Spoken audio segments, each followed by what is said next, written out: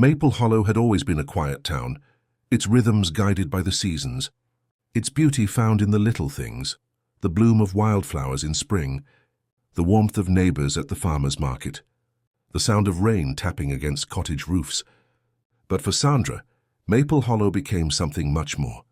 It became the place where grief met healing, where endings slowly gave way to beginnings.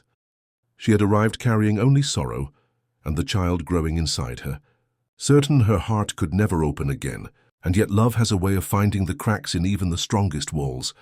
Bit by bit, Maxwell's steady presence and gentle kindness seeped into those broken spaces, not as a replacement for what she lost, but as proof that love doesn't die. It simply changes, grows, and waits to be found again. Now the cottage that once felt too big for her, loneliness was filled with new sounds.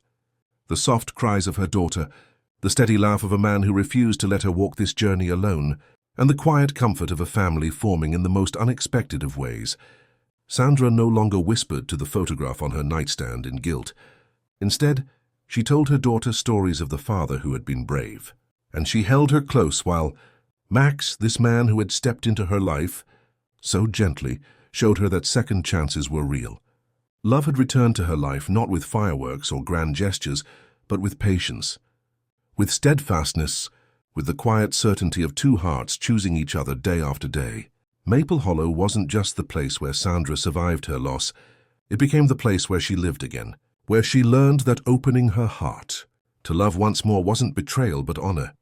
Honor to the love she once had, and to the love that carried her forward.